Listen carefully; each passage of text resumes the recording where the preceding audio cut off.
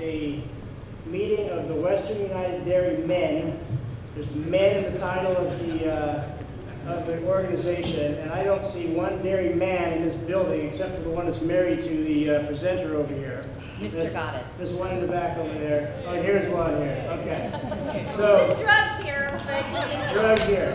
Okay. So this is an indication generally of who we need to rely on to be the voices for this industry. Dairymen are lousy at communicating with people that do not have four legs, and we're also really bad at understanding technology for the most part, unless it's technology in the barn. So it's by and large a female-dominated endeavor, and which is a good thing, because the point of social media is to provide a voice and to be a peer to a consumer that you can recommend something to, and those consumers are also women. So the people who are using social media are moms who are buying food for their kids and their family, and they want to know where their food comes from, and who better to tell the story of where the dairy comes from than the dairy women. So thank you, dairy women, for being in here. This presentation is called The Conversation because social media is a conversation. It's about, if I walk over here, can you hear me still? It's about talking to people in a conversational way, using technology or using the internet as a platform. And I want to do a little survey of the room real quick. How many, I'm going to ask a question, and if this pertains to you, raise your hand and leave it up until I'm done with the survey. How many of you have a BlackBerry? Raise your hands if BlackBerry. Okay. How many of you have an iPhone? Raise your hand if you're an iPhone. Okay, keep them up if you, how many of you have a phone that has a keyboard for texting that's not a BlackBerry? Okay, how many of you have a computer that's connected to the internet?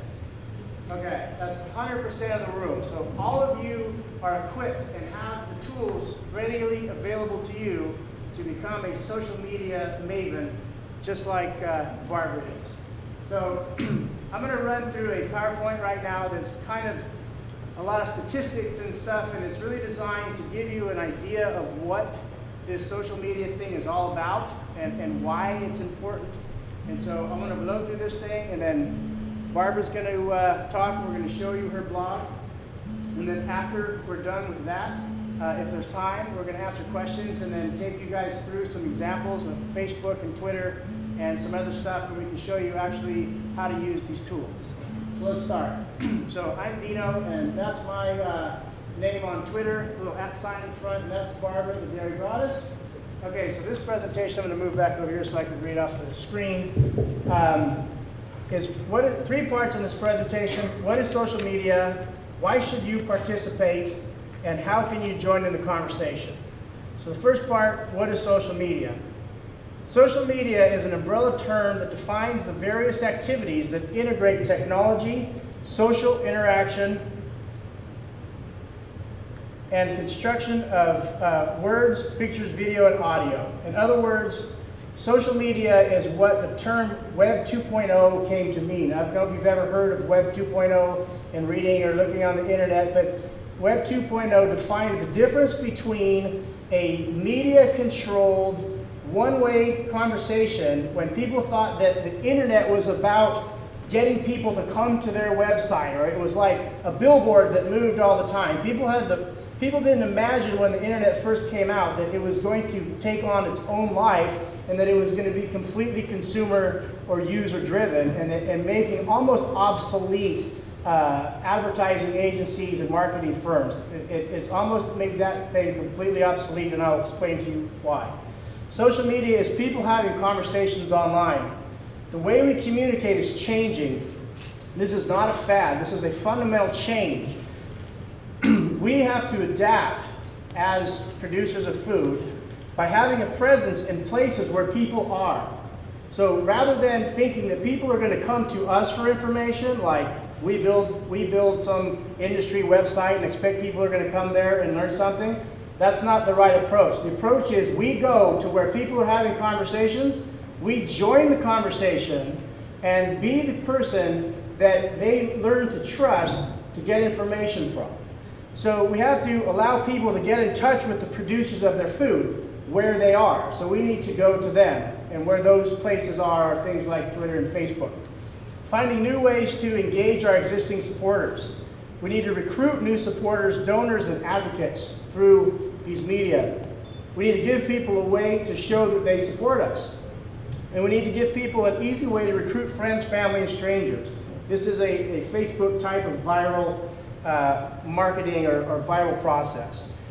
The conversations are powered by technologies such as these, blogs, microblogs, chat, widgets, social networks, message boards, video sharing, wikis, and so forth. These are some of the most well-known, important organizations, websites for using these tools: Facebook, YouTube, LinkedIn. This little globe thing here is Wikipedia. That's Twitter, and then these represent blogging. Okay, technology is expanding at an exponential rate. This is a little chart that shows how many years it took to reach 50 million users. Okay, it took 38 years before 50 million people had radio. 13 before they had TV, 4 years for the internet, 3 years for the iPod, and the iPhone had 1 billion downloads in 9 months. Okay, so this shows you the rapid advancing of technology and the adoption of technology. People are adopting technology now in an exponentially increasing rate. Facebook added 100 million users in less than 9 months, and currently there are over 400 million Facebook users. And if Facebook was a country, it would be third in the world after China and India, and 100 million more people than in the United States of America. The fastest growing segment on Facebook is 55 to 65-year-old females, but the majority of the users of Facebook are about 35 to 65-year-old females. That's the majority of the user in Facebook. It really has to do with looking at pictures of your grandkids.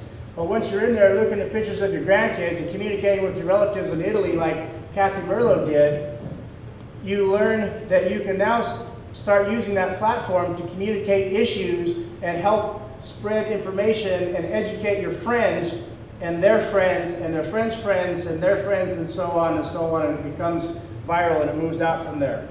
Every day there's more than 1.5 million pieces of content on Facebook shared every day, pictures, articles, and whatnot.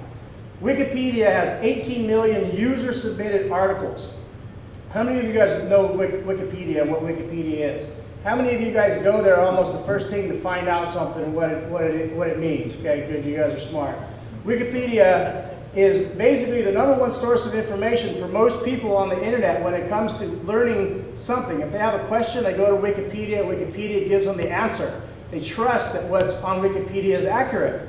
There's so much content going up there. If you were paid $1 for every time an article was posted on Wikipedia, you'd make 156 bucks an hour.